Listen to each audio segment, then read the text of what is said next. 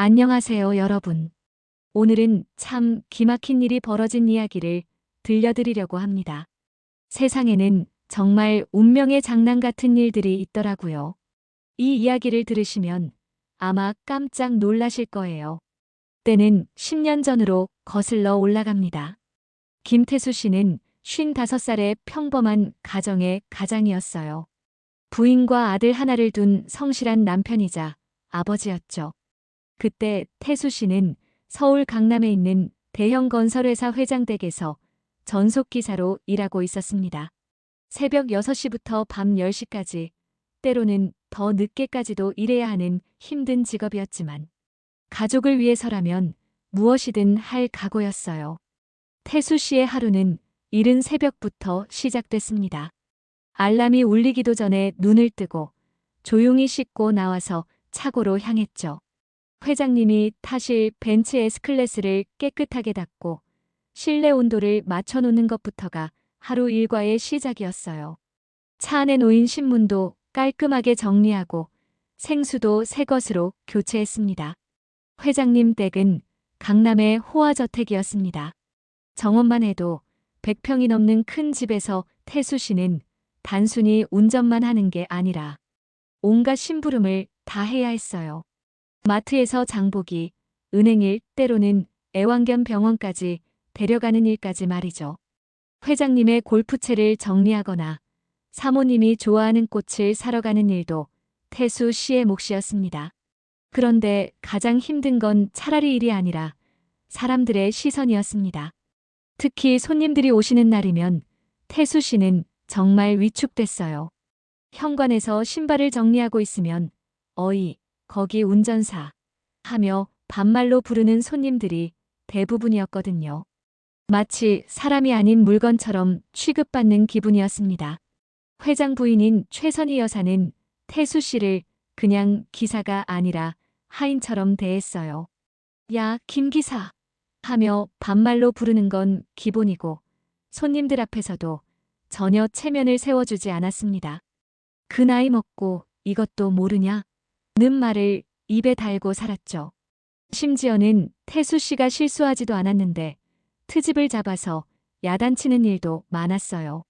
어느 날은 사모님이 백화점에서 쇼핑을 하는 동안 태수 씨가 주차장에서 기다리고 있었는데 갑자기 비가 내리기 시작했어요. 차에서 우산을 가져다 드려야겠다고 생각해서 백화점 안으로 들어갔는데 사모님은 누가 들어오라고 했냐? 기사는 차에서 기다려. 라고 소리를 질렀어요. 그 모습을 본 다른 손님들이 모두 쳐다보는 상황이었는데도 전혀 신경 쓰지 않았죠. 태수 씨는 그럴 때마다 속으로 우라가 치밀어 올랐지만 꼭 참았어요. 아들 민호가 대학에 다니고 있었거든요. 등록금은 물론이고 생활비까지 벌어야 했으니까 참을 수밖에 없었습니다. 집에 돌아가서 부인에게 하소연하고 싶었지만 부인도 파트타임으로 일하느라 힘들어하는 모습을 보면 차마 말할 수가 없었어요. 가끔은 회장님이 태수 씨를 따뜻하게 대해주실 때도 있었어요. 김 기사, 고생이 많네. 담배 한 대 피우고 와. 라고 말씀해 주시거나 명절 때 보너스를 조금이라도 더 주실 때는 정말 고마웠죠. 하지만 그런 순간은 오래가지 않았습니다. 사모님의 눈치 때문에 회장님도 평소에는 태수 씨와 거리를 두셨거든요. 그런데 어느 날 정말 믿을 수 없는 일이 벌어졌습니다. 태수 씨가 최선의 여사를 태우고 백화점 주차장에서 나오던 중에 가벼운 접촉사고가 났어요. 상대방 차에 작은 흠집 하나 난 정도의 사소한 사고였습니다. 보험으로도 충분히 해결될 수 있는 일이었죠. 태수 씨도 20년 넘게 운전을 해왔지만 이런 작은 사고는 누구에게나 생길 수 있는 일이라고 생각했어요. 상대방 운전자도 괜찮습니다. 큰일 아니에요 라고 말했고 보험 처리로 간단히 해결하자고 했습니다. 태수 씨도 안도의 한숨을 쉬었죠. 다행히 큰 문제가 아니구나 싶었거든요. 그런데 최선희 여사는 마치 하늘이 무너진 것처럼 난리를 쳤어요. 주차장에 있던 사람들이 모두 쳐다볼 정도로 큰 소리를 지르더니 갑자기 태수 씨의 뺨을 짝 하고 때렸습니다. 기사 주제의 차도 제대로 못 몰아. 이게 어디서 사고를 내? 라고 소리를 질러댔어요. 주변 사람들이 모두 쳐다보는 가운데서 태수 씨는 뺨이 따가웠지만 더 아픈 건 마음이었습니다. 한 인간으로서의 최소한의 존중도 받지 못하는 현실이 너무 비참했거든요. 55살의 가장이 20살도 안 돼 보이는 젊은이들 앞에서 뺨을 맞는 모습이 얼마나 초라했는지 모르겠어요. 죄송합니다, 사모님. 제가 조심하지 못했습니다. 태수 씨는 고개를 숙이며 사과했지만 최선희 여사는 계속해서 모욕적인 말들을 퍼부었어요. 조심하지 못했다고? 당신이 월급을 얼마나 받는지 알아? 그 돈이 아깝지도 않나? 하지만 그때도 태수 씨는 꾹 참았어요. 가정이 있고 아들의 학비도 벌어야 했으니까요. 무엇보다 이 일자리를 잃으면 당장 생계가 막막해질 상황이었거든요. 사고 처리가 끝난 후에도 최선희 여사는 태수 씨에게 그달 월급을 반으로 깎겠다고 통보했습니다. 사고 낸 기사가 월급을 다 받을 생각을 하냐? 면서 말이에요. 태수 씨는 그날 밤 집에 돌아와서 부인 앞에서 처음으로 남자의 눈물을 흘릴 뻔했습니다. 아니, 정확히는 눈물이 났지만 꼭 참았다고 해야겠네요. 가장의 자존심이라도 지키고 싶었거든요. 그날 밤 태수 씨는 잠을 이룰 수 없었어요. 창밖을 바라보며 생각했습니다. 언제까지 이렇게 살아야 할까? 내가 뭘 잘못했다고 이런 대우를 받아야 하는 거지? 하지만 현실은 냉혹했어요. 당장 그만둘 수도 없는 상황이었거든요. 하지만 그로부터 한 달 후 태수 씨는 결국 그 집을 떠나기로 마음먹었습니다. 더 이상은 참을 수가 없었어요. 인간으로서의 최소한의 존엄마저 짓밟히는 상황을 견딜 수는 없었거든요. 그날 밤 태수 씨는 부인과 진지한 대화를 나눴습니다. 여보, 나 그 집 그만두려고 해. 갑자기 웬 소리예요? 민호 등록금은 어떻게 하고? 다른 방법을 찾아보자. 이대로는 못 살겠어. 태수 씨의 단호한 목소리에 부인도 뭔가 심각한 일이 있었다는 걸 알 수 있었어요. 평소에 불평 한 번 안 하던 남편이 이렇게 말하는 걸 보니 정말 힘들었나 보다 싶었거든요. 그 다음 날 태수 씨는 회장님께 사직서를 제출했습니다. 회장님은 의외라는 표정을 지으셨어요. 김 기사, 갑자기 왜 그래? 혹시 월급이 적어서 그런 거면 조금 올려줄 수도. 아닙니다, 회장님.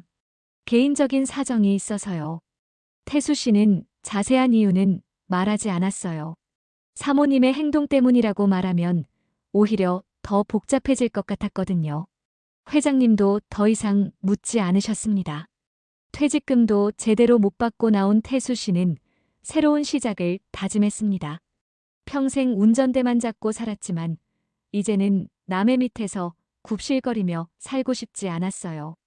부인과 상의한 끝에 작은 대리운전 회사를 차리기로 했습니다. 여보, 우리가 무슨 돈으로 회사를 차려요? 전세금을 빼자. 어차피 월세로 이사 가야 할 것 같아. 부인은 걱정이 많았지만 태수 씨의 의지가 워낙 확고해서 결국 동의했어요. 전세금을 빼서 중고차 서너 대를 사고 직원 2~3명으로 시작한 조그만 회사였어요. 사무실도 반지하 작은 공간을 얻어서 시작했습니다. 처음에는 정말 힘들었습니다. 대리운전이라는 게 밤늦게 술 취한 사람들을 상대하는 일이었거든요. 새벽 2~3시까지 일하는 건 기본이었고 때로는 새벽 5시까지도 일해야 했어요. 태수 씨도 직접 운전대를 잡고 나갔습니다. 아저씨, 빨리 가요. 급해요. 네, 안전하게 모셔다 드리겠습니다. 술에 취해서 토하는 손님들 때문에 차를 청소하느라 새벽까지 일해야 할 때도 있었고 요금을 안 주고 도망가는 손님들도 있었어요. 한 번은 손님이 차에서 토해서 시트가 다 더러워졌는데 클리닝비까지 태수 씨가 부담해야 했던 적도 있었죠. 하지만 태수 씨는 포기하지 않았습니다. 아무리 힘들어도 손님들에게 함부로 대하지 않았어요. 자신이 당했던 그 굴욕을 다른 사람에게는 절대 주지 않으려고 노력했거든요. 정직하게, 성실하게만 하자. 이게 태수 씨의 신념이었어요. 손님들을 가족처럼 대하고, 차는 항상 깨끗하게 관리하고, 약속 시간은 반드시 지켰습니다. 밤늦은 시간에도 안전하게 모셔다 드리겠습니다라고 인사를 꼭 했죠. 술에 취한 손님이 욕을 해도 웃으며 받아넘겼고, 토하는 손님이 있어도 괜찮습니다. 조심해서 가세요라고 말했어요. 이런 진심이 전해졌는지 단골 고객들이 하나둘 늘어나기 시작했어요. 처음에는 일주일에 한두 번 부르던 손님들이 매일 부르게 되었고, 그 손님들이 또 다른 손님들을 소개해주기도 했습니다. 김 사장님, 오늘도 부탁드립니다. 네, 감사합니다. 안전하게 모셔다 드릴게요. 태수 씨는 손님들의 이름을 다 기억하려고 노력했어요. 어디서 태우고 어디로 가는지, 평소 어떤 길을 선호하는지까지 세심하게 챙겼죠. 어떤 손님은 담배 냄새를 싫어해서 금연 차량을 요청하기도 했고, 어떤 손님은 특정 음악을 좋아해서 미리 준비해두기도 했어요. 몇 년이 지나면서 직원들도 늘어났습니다. 처음에는 태수 씨 혼자 모든 일을 다 해야 했지만, 이제는 사무실에서 전화를 받고 배차를 관리하는 직원들도 생겼어요. 태수 씨는 새로 들어오는 직원들에게 항상 같은 말을 했습니다. 우리는 서비스업을 하는 사람들입니다. 손님을 내 가족처럼 대하세요. 그리고 절대로 손님에게 함부로 하지 마세요. 태수 씨의 경영 철학은 간단했어요. 정직하고 성실하게 일하면 된다는 것이었죠. 직원들에게도 절대 함부로 대하지 않았습니다. 실수를 해도 화내지 않고 차근차근 가르쳐 주었고, 명절 때는 보너스도 챙겨 주었어요. 그리고 무엇보다 태수 씨가 자랑스러워한 건 아들 민호였습니다. 아버지의 힘든 모습을 보고 자란 민호는 더욱 열심히 공부해서 명문대를 졸업하고 대기업에 취직했어요. 32살이 된 지금은 과장까지 승진해서 회사에서도 인정받는 유능한 직장인이 되었습니다. 아들아, 정말 자랑스럽구나. 아니에요, 아버지. 아버지가 더 자랑스러워요. 민호는 아버지의 성실함을 닮아서 회사에서도 인정받았어요. 상사들은 민호를 믿을 만한 직원이라고 평가했고, 후배들은 민호를 형처럼 따랐습니다. 세월이 흐르면서 태수 씨의 작은 대리운전 회사도 점점 커졌어요. 직원이 10명, 20명으로 늘어나더니 이제는 50여 명의 직원을 둔 중견 운송회사가 되었습니다. 대리운전뿐만 아니라 화물운송, 관광버스 운영까지 사업을 확장했죠. 태수 씨는 이제 더 이상 직접 운전대를 잡지 않고 사무실에서 전체 사업을 관리하는 사장이 되었어요. 하지만 태수 씨는 성공했다고 해서 교만해지지 않았습니다. 여전히 직원들과 함께 아침 조회를 하고 현장에 나가서 직접 확인하는 일도 게을리하지 않았어요. 무엇보다 직원들과의 관계를 가장 소중하게 생각했습니다. 사장님, 저희가 이렇게 일할 수 있는 것도 사장님 덕분입니다. 아니야, 우리가 함께 만들어낸 결과지. 태수 씨는 항상 겸손했어요. 혼자서는 절대 할 수 없는 일이라는 걸 잘 알고 있었거든요. 어느 봄날 민호가 집에 와서 깜짝 놀랄 만한 소식을 전했습니다. 아버지, 어머니, 제가 결혼하고 싶은 사람이 생겼어요. 태수 씨와 부인은 기뻐했어요. 32살이면 결혼해도 될 나이였고, 무엇보다 아들이 좋은 사람을 만났다니 얼마나 다행인지 모르겠더라고요. 민호가 말하길 상대방은 이지은이라는 29살의 여성으로 대학병원에서 간호사로 일하고 있다고 했습니다. 인물도 예쁘고 성격도 너무 좋아요. 부모님께서도 마음에 들어 하실 거예요. 민호의 말에 태수 씨 부부는 더욱 기대가 됐어요. 며칠 후 정식으로 상견례를 하자는 제안이 왔습니다. 지은이의 어머니와 함께 좋은 한정식 집에서 만나자는 거였죠. 지은이의 아버지는 몇 년 전에 돌아가셨다고 했어요. 지은이 아버님이 돌아가신 후로 어머님 혼자 고생이 많으셨대요. 그래도 지은이를 훌륭하게 키우셨죠. 민호의 설명을 들으니 태수 씨 부부는 더욱 따뜻한 마음이 들었어요. 홀어머니가 딸 하나 키우느라 얼마나 힘들었을지 충분히 이해할 수 있었거든요. 상견례 당일 태수 씨 부부는 정장을 깔끔하게 차려입고 약속 장소로 향했습니다. 강남의 유명한 한정식집이었는데 개인 룸에서 조용히 식사하며 이야기를 나눌 수 있는 곳이었어요. 민호와 지은이 먼저 와서 기다리고 있었고 곧이어 지은이의 어머니가 도착했습니다.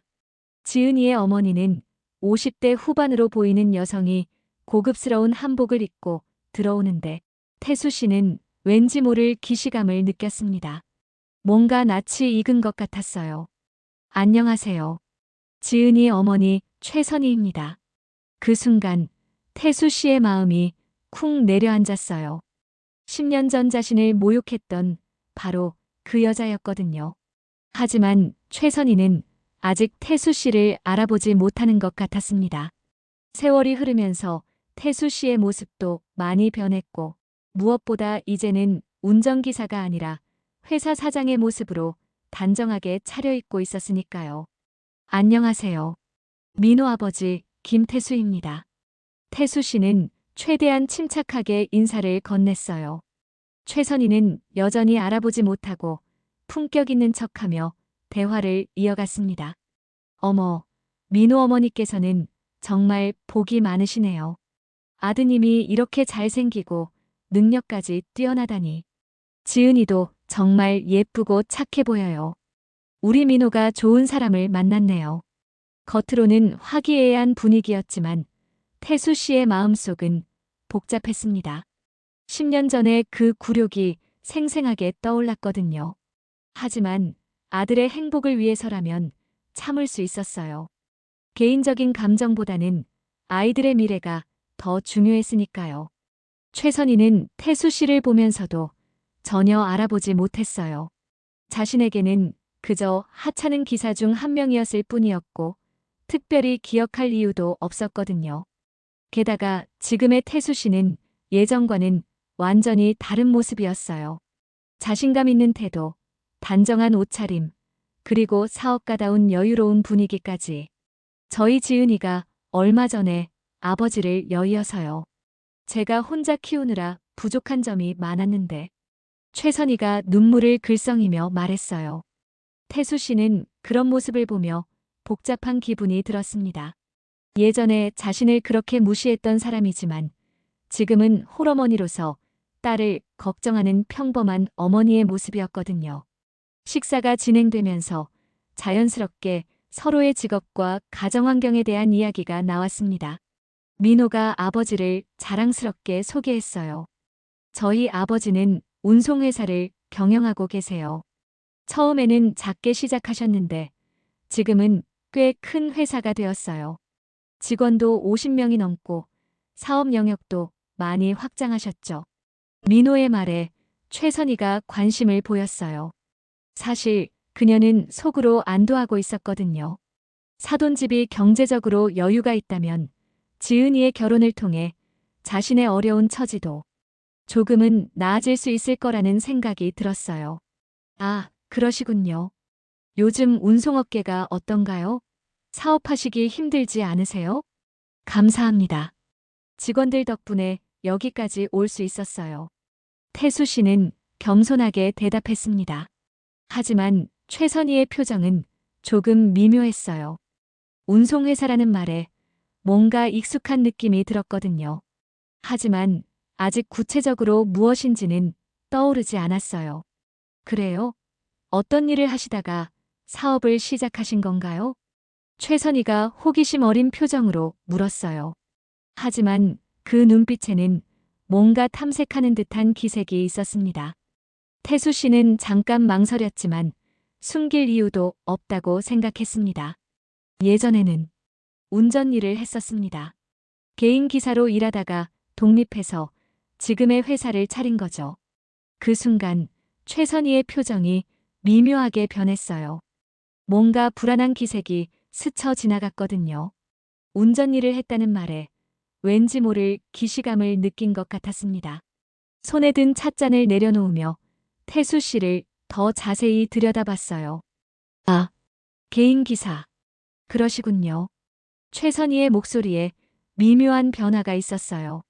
개인 기사라는 말이 자신의 기억 속 어떤 부분을 건드린 것 같았거든요.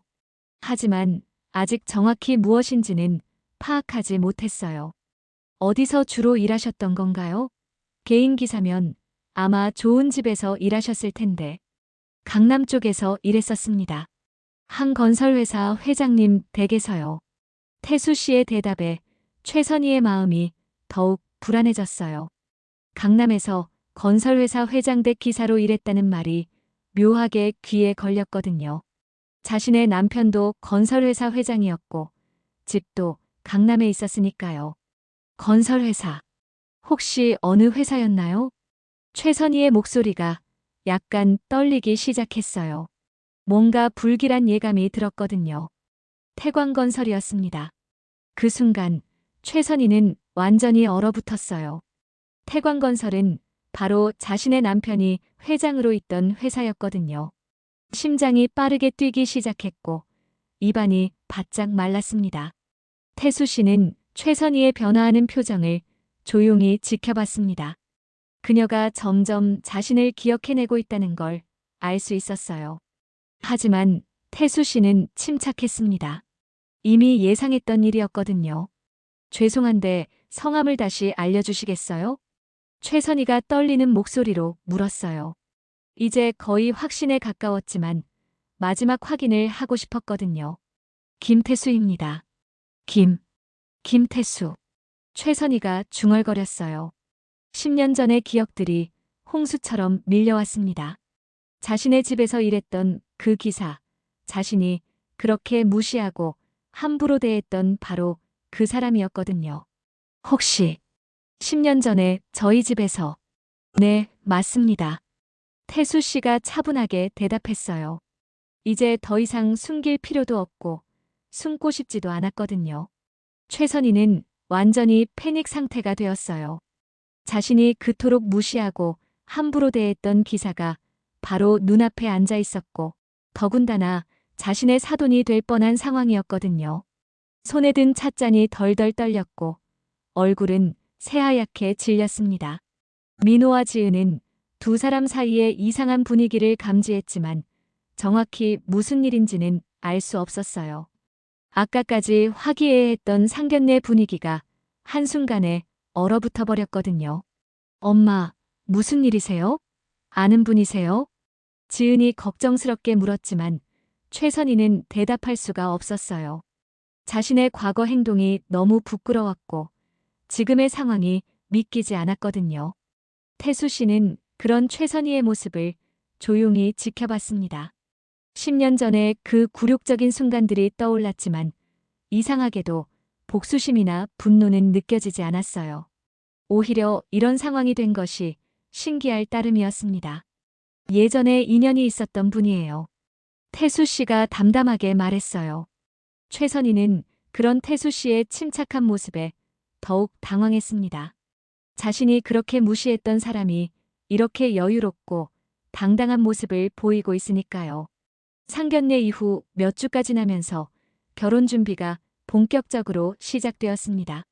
양가에서 만나 결혼 비용과 예식장, 신혼집 등에 대해 구체적으로 논의해야 할 시간이 온 것이죠. 두 번째 만남은 좀 더 격식을 차린 자리였어요. 결혼 준비에 드는 비용을 어떻게 분담할지, 예식은 어느 정도 규모로 할지 등등 현실적인 문제들을 논의해야 했거든요. 최선희는 첫 번째 상견례 이후로 계속 불안했어요. 태수 씨가 자신의 예측 기사였다는 사실을 안 후로는 밤잠을 제대로 이루지 못했거든요.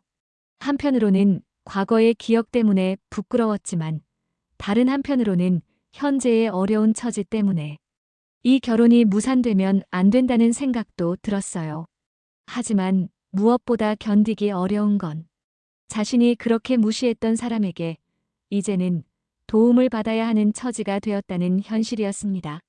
이번에는 최선희가 먼저 입을 열었습니다. 요즘 결혼식 비용이 만만치 않더라고요. 예식장 대여료부터 시작해서 음식값, 패백비까지 말끝을 흐리며 넌지시 비용 부담에 대한 얘기를 꺼냈어요.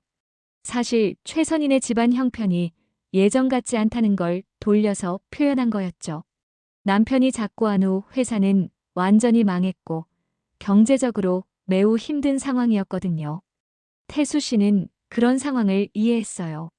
아이들이 행복하면 그만이지 비용 문제로 갈등을 빚고 싶지 않았거든요. 과거의 일은 과거의 일이고 지금은 아이들의 미래가 더 중요했어요. 큰 부담 갖지 마세요. 저희가 좀 더 부담해도 괜찮습니다. 태수 씨의 배려, 깊은 말에 처음에는 최선희도 고마워했어요. 하지만 시간이 지날수록 묘한 기분이 들기 시작했습니다. 자신이 도움을 받는 입장이 된 게 자존심에 상처가 됐거든요. 특히 예전에 자신이 그렇게 무시했던 사람에게서 도움을 받는다는 사실이 견디기 어려웠어요. 최선희는 태수 씨를 바라보며 복잡한 감정에 휩싸였습니다. 10년 전에는 자신이 그를 내려다봤는데 이제는 완전히 입장이 바뀌어 버린 거죠. 그때의 자신의 행동들이 떠올라서 부끄럽기도 했지만 동시에 이런 역전된 상황이 받아들여지지 않았어요. 요즘은 다들 열심히 사시나 보네요. 최선희가 어색하게 말했어요. 직접적으로 말하기는 어려웠지만 마음속으로는 기사 출신이 이렇게 잘 살게 되다니라는 생각이 들었거든요. 태수 씨는 최선희의 복잡한 심정을 이해할 수 있었어요. 하지만 과거의 일로 현재를 망치고 싶지는 않았습니다.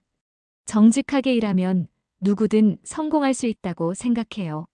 태수 씨의 담담한 말에 최선희는 뭔가 따끔한 느낌을 받았어요. 마치 자신의 과거 행동을 은근히 지적당하는 것 같았거든요. 결혼 준비 이야기가 계속되면서 최선희의 불편함은 점점 커져갔습니다. 신혼집 마련 비용, 예식 비용, 신혼여행비까지 대부분을 태수 씨 쪽에서 부담하겠다고 하니 고마우면서도 자존심이 상했어요. 정말 죄송합니다. 저희가 이런 도움을 받게 되다니. 아닙니다. 아이들이 행복하면 되는 거죠. 하지만 최선희는 점점 견디기 어려워했습니다. 자신이 그렇게 무시했던 사람에게 이렇게 신세를 지게 되다니 자존심이 허락하지 않았거든요. 그런데 말이에요. 최선희가 갑자기 말을 꺼냈어요. 목소리에 묘한 기색이 섞여 있었습니다. 예전에 저희 집에서 일하실 때는 어떠셨어요? 많이 힘드셨죠? 순간 자리가 조용해졌어요. 태수 씨는 최선희가 무엇을 하려는지 알 수 있었습니다. 과거의 우위를 확인하고 싶어 하는 거였죠. 네, 그때는 많이 배웠습니다. 태수 씨가 조심스럽게 대답했어요. 민호와 지은은 두 사람 사이에 이상한 긴장감을 느꼈지만 정확히 무슨 일인지는 알 수 없었어요. 최선희는 점점 본색을 드러내기 시작했습니다. 예전에 그 거만한 성격이 조금씩 고개를 들고 있었거든요. 그때는 정말 다른 시절이었죠. 지금처럼 이렇게 마주 앉아서 이야기할 줄은 꿈에도 몰랐어요. 최선희의 말투에서 점점 비아냥거리는 톤이 드러나기 시작했어요. 태수 씨는 침묵을 지켰지만 마음속으로는 씁쓸함을 느꼈습니다. 10년이 지났는데도 여전히 변하지 않은 모습이 안타까웠거든요. 엄마, 무슨 말씀이세요? 지은이 어색한 분위기를 감지하고 걱정스럽게 물었어요. 하지만 최선희는 멈추지 않았습니다. 10년 동안 쌓였던 스트레스와 현재의 어려운 처지, 그리고 과거에 자신이 무시했던 사람이 성공한 현실에 대한 복잡한 감정이 폭발하기 시작한 거죠. 지은아, 너는 몰라도 돼. 어른들 얘기니까. 최선희가 딸을 제지하며 계속 말을 이어갔어요. 사람에게는 원래 자리라는 게 있는 법이야. 기사는 기사고 사장은 사장이지. 어머니, 이번에는 민호가 참지 못하고 나섰어요. 지금 무슨 말씀을 하시는 건가요? 저희 아버님께서 무슨 잘못을 하셨다고? 잘못은 없지. 하지만 김 기사는 김 기사잖아. 최선희의 목소리가 점점 커졌어요. 주변 테이블에서도 이쪽을 쳐다볼 정도였습니다. 김 기사 주제에 건방지긴. 기사는 기사지. 뭘 그렇게 잘난 척을. 그 순간 식당 안이 완전히 얼어붙었어요. 민호와 지은은 믿을 수 없다는 표정으로 최선희를 바라봤고 태수 씨의 부인도 어리둥절했어요. 엄마. 지은이 눈물을 글썽이며 소리쳤어요. 어떻게 이런 말씀을 하실 수가 있어요? 민호 아버님 죄송합니다. 지은이 고개를 숙여 사과했지만 최선희는 오히려 더 흥분했어요. 뭐가 죄송해? 사실이잖아. 기사 출신이 무슨 대단한 사장인 양. 신분은 신분이야. 아무리 돈을 벌어도 기사 출신은 기사 출신이라고. 어머니, 정말 그만하세요. 이번에는 민호가 화를 내며 일어섰어요. 저희 아버님은 정말 존경받을 만한 분이세요. 직원들도 모두 아버님을 따르고 사업도 정직하게 하시고 출신이 뭐가 중요해요? 사람은 어떻게 사는지가 중요한 거죠. 민호의 말에 태수 씨는 가슴이 뭉클했어요. 아들이 자신을 이렇게 자랑스러워한다니 그동안의 모든 고생이 보람으로 느껴졌거든요. 민호야, 괜찮다. 태수 씨가 아들의 어깨를 다독이며 차분하게 일어섰어요. 그리고 최선희를 똑바로 바라보며 말했습니다. 맞습니다. 저는 김 기사였습니다. 그런데 제가 왜 부끄러워해야 하나요? 태수 씨의 목소리에는 당당함이 묻어났어요. 예전처럼 고개 숙이고 사과할 김태수가 아니었거든요. 정직하게 일해서 가족을 먹여 살리고 직원들과 함께 회사를 키워왔는데 그게 잘못된 일인가요? 제가 기사였던 것을 부끄러워할 이유는 없습니다. 떳떳하게 일해서 여기까지 왔어요. 태수 씨의 담담하면서도 확고한 말에 최선희는 할 말을 잃었어요. 자신이 예전에 그렇게 무시했던 사람이 이렇게 당당하게 맞서니 당황스러웠거든요. 하지만 세상에는 순서라는 게 있어. 기사가 사장 행세를 하는 게 말이 돼? 최선희는 여전히 자신의 잘못을 인정하려 하지 않았어요. 오히려 더욱 흥분해서 소리를 질렀습니다. 당신이 아무리 성공했다고 해도 우리가 당신을 그렇게 대했던 이유가 있었던 거야. 기사는 기사라고. 그때 지은이가 더 이상 참을 수 없어서 일어섰어요. 엄마, 정말 그만해요. 우리가 지금 어떤 처지인지 모르세요? 집도 없어서 월세방에 살고 있으면서 무슨 신분을 따져요? 지은이의 절규에 최선희도 잠깐 말이 막혔어요. 현실은 참혹했거든요. 남편이 작고한 후 회사는 완전히 망했고 그동안 살던 강남의 호화저택도 경매에 넘어갔습니다. 은행 빚만 수십억 원이 남아있는 상황이었어요. 하지만 최선희는 여전히 현실을 받아들이기 어려워했어요. 그래도 우리는 달라. 우리는 원래부터 뭐가 다른가요? 태수 씨가 조용히 물었어요. 사람은 모두 똑같습니다.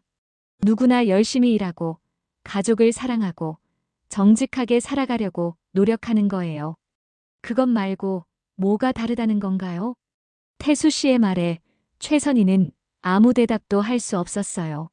10년 전에는 자신이 우위에 있었지만 지금은 완전히 입장이 바뀌어 버렸거든요.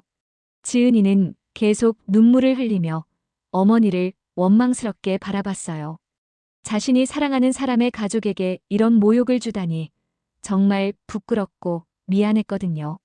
민호 아버님, 어머님, 정말 죄송합니다. 저는 이런 상황을 원하지 않았어요. 하지만 이미 상황은 돌이킬 수 없을 정도로 악화되어 있었어요. 최선희의 막말로 인해 양가 관계에 깊은 금이 가버린 거죠. 태수 씨는 그런 모습을 보며 안타까웠어요. 지은이는 정말 좋은 아이였는데 어머니 때문에 이런 일이 벌어진 게 안타까웠거든요. 하지만 이미 되돌릴 수 없는 상황이었습니다. 상견례 자리는 그렇게 최악의 분위기로 끝났습니다. 며칠 후 지은이는 민호에게 전화를 걸어 결국 이별을 통보했습니다. 미안해, 민호야. 우리 어머니 때문에 너희 가족에게 상처를 드려서 정말 죄송해. 이런 상황에서 결혼할 수는 없을 것 같아. 민호는 만류했지만 지은이의 마음은 이미 굳어 있었어요. 어머니의 행동이 너무 부끄러웠고 앞으로도 계속 문제가 될 것 같았거든요. 결혼이 무산된 후 최선희는 완전히 고립되었습니다. 딸마저 등을 돌리니 의지할 곳이 없었어요. 그동안 사귀던 상류층 친구들도 남편이 구속되자 하나둘 연락을 끊었거든요. 화려했던 사교 모임도 더 이상 나갈 수 없었어요. 지은아, 엄마가 잘못했어. 다시 한 번만 기회를. 하지만 지은이는 냉담했습니다. 엄마는 변하지 않을 거예요. 평생 남을 깔보며 살아왔으니까요. 최선희는 좁은 월세방에서 혼자 지내게 되었습니다. 예전에는 가정부가 모든 일을 해줬지만 이제는 혼자서 청소도 하고 밥도 해먹어야 했어요. 마트에서 특가 상품을 사고 전기료를 아끼려고 일찍 잠자리에 들어야 하는 현실이 너무 참담했습니다. 그런데 더 큰 시련이 기다리고 있었어요. 어느 날 길에서 예전에 자신의 집에서 일했던 가정부를 만났거든요. 그 가정부는 최선희를 알아보고는 비웃듯이 말했어요. 어머, 사모님 아니세요? 많이 변하셨네요. 아, 안녕하세요. 요즘 어떻게 지내세요? 들으니까 많이 힘드시다면서요? 가정부의 말투에는 예전과는 완전히 다른 기색이 있었어요. 더 이상 굽실거리지 않았거든요. 최선희는 그제야 깨달았어요. 자신이 그동안 사람들에게 얼마나 함부로 대했는지를 말이죠. 집으로 돌아온 최선희는 거울을 보며 한숨을 쉬었습니다. 초라해진 자신의 모습이 너무 비참했어요. 무엇보다 딸과의 관계가 회복될 기미가 보이지 않는 게 가장 큰 고통이었거든요. 한편 태수 씨는 예전과 다름없이 성실한 하루하루를 보내고 있었습니다. 회사는 계속 성장하고 있었고 직원들과의 관계도 좋았어요. 무엇보다 아들 민호가 자신을 자랑스러워한다는 것이 가장 큰 보람이었습니다. 아버지, 그때 정말 멋있으셨어요. 민호가 상견례 때의 일을 떠올리며 말했어요. 당당하게 말씀하시는 모습을 보니까 정말 자랑스러웠어요. 저도 아버지처럼 살고 싶어요. 태수 씨는 아들의 말에 뿌듯해했지만 한편으로는 씁쓸하기도 했어요. 지은이는 정말 좋은 아이였는데 어머니 때문에 이런 일이 벌어진 게 안타까웠거든요. 민호야, 사람은 가정환경이 아니라 그 사람 자체로 판단해야 하는 거야. 지은이는 잘못이 없어. 네, 알고 있어요. 하지만 어쩔 수 없죠. 회사에서도 태수 씨는 여전히 직원들에게 존경받는 사장이었습니다. 한 번도 직원들에게 함부로 대한 적이 없었고 어려운 일이 있으면 먼저 나서서 도와주는 따뜻한 리더였거든요. 사장님, 오늘도 수고 많으셨습니다. 퇴근 시간이 되자 직원들이 인사를 드렸어요. 태수 씨는 언제나 그랬듯이 정중하게 인사를 받았습니다. 여러분도 수고했어요. 조심해서 들어가세요. 태수 씨가 자신의 차에 올라 집으로 향하는 길에 문득 10년 전의 일이 떠올랐어요. 그때는 정말 힘들었지만 결국 포기하지 않고 여기까지 왔구나 하는 생각이 들었거든요. 신호등에 멈춰선 태수 씨는 백미러로 자신의 모습을 들여다봤어요. 주름은 늘었지만 눈빛만큼은 예전보다 훨씬 당당해 보였어요. 더 이상 누구 앞에서도 고개 숙일 필요가 없는 사람이 되었거든요. 그때 옆 차선에서 낡은 경차 한 대가 지나갔어요. 운전석에 앉은 여성의 모습이 어딘지 익숙했는데 자세히 보니 최선이었어요. 예전에 화려했던 모습은 온데간데였고 초라한 차림으로 혼자 운전하고 있더라고요. 태수 씨는 잠시 그녀를 바라봤지만 특별한 감정은 없었어요. 복수를 했다는 쾌감도 동정심도 들지 않았거든요. 그냥 각자의 선택이 만든 결과일 뿐이라고 생각했어요. 신호등이 바뀌자 태수 씨는 다시 운전대를 잡았습니다. 집에서는 부인이 따뜻한 저녁을 준비하고 기다리고 있을 거예요. 그리고 주말에는 민호와 함께 새로운 사업 계획을 논의하기로 했거든요. 정직하게 사는 게 최고야. 태수 씨가 혼잣말로 중얼거리며 미소를 지었어요.